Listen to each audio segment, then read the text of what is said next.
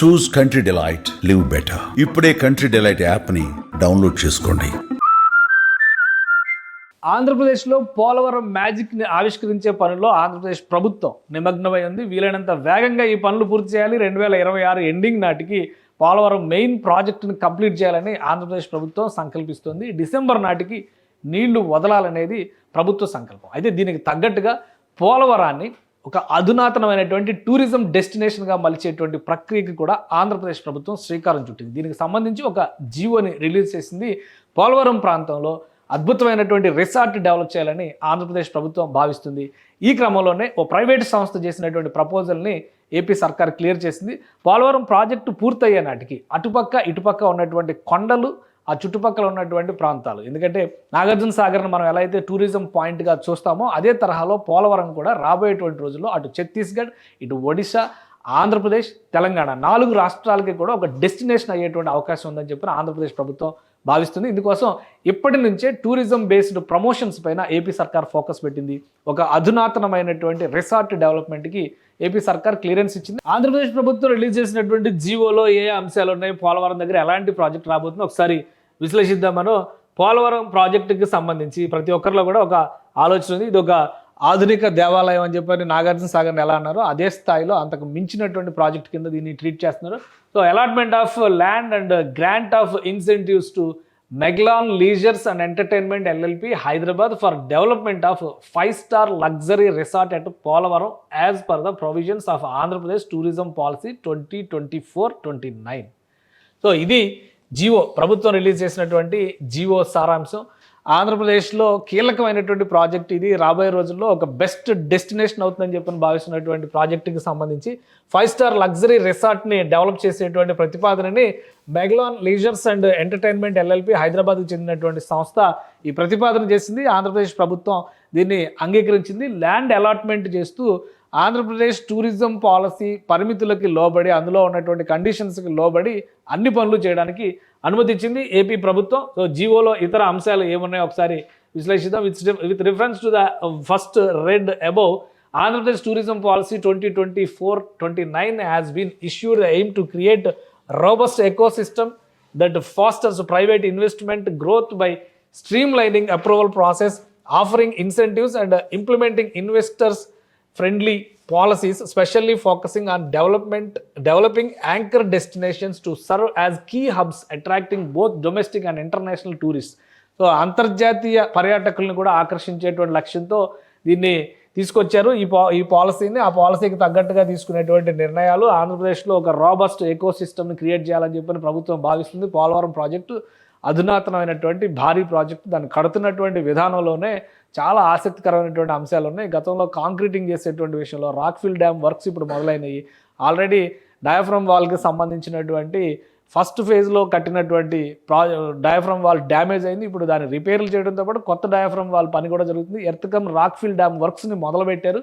So ఈ పనులన్నీ ఇప్పుడు ప్రస్తుతం వరద సమయం కాబట్టి వరదతో సంబంధం లేకుండా చేసేటువంటి పనులపైన రాష్ట్ర ప్రభుత్వం ఫోకస్ పెట్టింది. అందుకనే దాని చుట్టుపక్కల ఉన్నటువంటి ఎకోసిస్టమ్ని, టూరిజం డెస్టినేషన్స్ని కూడా ఇప్పటి నుంచి డెవలప్ చేస్తేనే రాబోయేటువంటి 2-3 ఏళ్లలో ఇవి అందుబాటులోకి వస్తాయి. పోలవరం ప్రాజెక్టు కనీసంలో ఒక 1.5 ఏళ్లలోగా వినియోగంలోకి తీసుకొచ్చేటువంటి ప్రయత్నాలని ఆంధ్రప్రదేశ్ ప్రభుత్వం చేస్తోంది. అంటే 2027 జనవరి నాటికి పోలవరం ప్రాజెక్టు నుంచి నీటి విడుదల ఉండొచ్చు. ఆ చుట్టుపక్కల జరిగేటువంటి పనులకు తోడు పర్యాటక సందడి కూడా ఉండే అవకాశం ఉంది. అందుకనే ఈ నిర్ణయం తీసుకుంది. అలానే Andhra Pradesh tourism land allotment policy 2024-29 has been formulated. So దాని ప్రకారం ఇక్కడ own land for development, infrastructure creation, diverse tourism experiences such as hotels, tourism, MICE facilities, wellness centres, వీటన్నిటి కూడా ఒక పాలసీని ఇచ్చింది. PPP, పబ్లిక్ ప్రైవేట్ పార్ట్నర్షిప్తో డెవలప్ చేసేటువంటి పాలసీ ఇది. సో దాని ప్రకారం నిర్ణయాలు తీసుకున్నట్టుగా రిఫరెన్సెస్ చెప్పింది. అలానే third reference above, tourism department have received investment proposal from MS Meglan leisures. So ఈ పైన ఉన్నటువంటి 2 పాలసీలకి అనుగుణంగా ఈ మెగ్లాన్ లీజర్స్ ప్రైవేట్ లిమిటెడ్ అనేటువంటి సంస్థ ఒక ప్రపోజల్ని రాష్ట్ర ప్రభుత్వానికి ఇచ్చింది. సో ఒక five star luxury resort at Polavaram with investment of 255 crores, 255 కోట్ల రూపాయలతో ఈ ప్రాజెక్ట్ని టేకప్ చేస్తామనేటువంటి ప్రతిపాదనని మెగ్లాన్ లీజర్స్ ప్రైవేట్ లిమిటెడ్ సంస్థ రాష్ట్ర ప్రభుత్వం ముందర పెట్టింది. సో అందుకనే రాష్ట్ర ప్రభుత్వం స్పెషల్గా దీన్ని కన్సిడర్ చేసింది. దీనికోసం ఇది direct employment to the 350 people and requested for allotment of 15.25 acres. అంటే 255 కోట్ల రూపాయల ఇన్వెస్ట్మెంట్, 350 ఉద్యోగాలు, 15.25 ఎకరాలు land allotment and providing incentives as per the Andhra Pradesh tourism policy 24-29. So ఈ ప్రపోజల్ని రాష్ట్ర ప్రభుత్వం అంగీకరించింది. అందుకనే మ్యాగ్లాన్ ఇండస్ట్రీస్కి, మ్యాగ్లాన్ లీజర్స్ కంపెనీకి ఈ ల్యాండ్ అలాట్మెంట్కి క్లియరెన్స్ ఇచ్చింది. As per the policy incentives కూడా ఆంధ్రప్రదేశ్ ప్రభుత్వం ఇవ్వడానికి ఈ జీవోలో అనుమతులు మంజూరు చేసింది. సో ఇది ఆర్డర్ అంటే 2024-2029 పాలసీ ప్రకారం ఇక్కడ ల్యాండ్ అలాట్మెంట్కి రాష్ట్ర ప్రభుత్వం క్లియరెన్స్ ఇచ్చింది. అలాగే the above proposal was placed before the state investments promotion board SIPB meeting 19th రోజు జరిగినటువంటి మీటింగ్లో ఇది పెట్టారు. అలానే రికమెండేషన్స్, దానికి సంబంధించినటువంటి అంశాలు, ఇక SIPB has recommended for allotment of land RS 825 MC field Hill 2 adjacent to the Polavaram irrigation project, Polavaram village, Eluru district, subject to fulfilling the conditions imposed by the water resource department and all other incentives as per the Andhra Pradesh tourism policy. So అంటే పోలవరం ప్రాజెక్టుని ఆనుకొని ఉన్నటువంటి కొండని ఈ resort డెవలప్మెంట్కి కేటాయించాలని చెప్పి రాష్ట్ర ప్రభుత్వం నిర్ణయించింది. సో పోలవరం ప్రాజెక్టు పైనుంచి చూస్తే పోలవరం ప్రాజెక్టు మొత్తం ఆ విజిబిలిటీ, ఆ రిజర్వాయర్ కానీ ప్రాజెక్టు కానీ అవతలైపు అంటే బయటకు వెళ్ళేటువంటి ఫ్లో కానీ, ఇన్ఫ్లో అవుట్ఫ్లో ఈ రెండు కూడా కనిపించే విధంగా ఈ టూరిజం రిసార్ట్ని డెవలప్ చేస్తారు. ఫైవ్ స్టార్ టూరిజం రిసార్ట్ అన్నారు కాబట్టి హై క్లాస్ ఫెసిలిటీస్ ఉండేటువంటి ఛాన్సెస్ ఉంటాయి. సో డెవలప్మెంట్కి ఎంత టైం ఇచ్చారు, ఎంతకాలంలో ఇదంతా చేస్తారనేది చూడాలి మనం.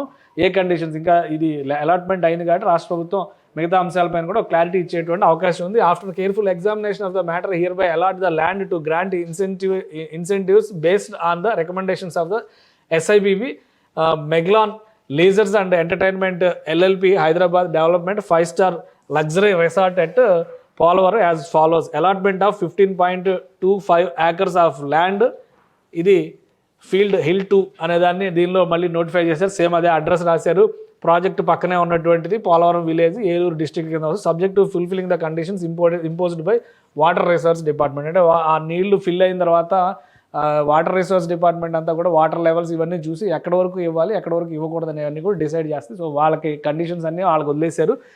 Lease tenure 66 years and extension of 33 years upon the successful project operation and additionally 3 years for construction activity. So 3 ఏళ్లలో పూర్తి చేయాలి. 66 ఏళ్ళు లీజ్ ఉంటుంది. తర్వాత మళ్ళీ 33 ఏళ్ళు ఎక్స్టెన్షన్ చేసుకునేటువంటి వెసులుబాటు కూడా ఉంటుంది. Annual lease rent 1% of the SRO value. SRO value ఎంత ఉంటుందో చూసి దాని మీద 1% తీసుకుంటారు.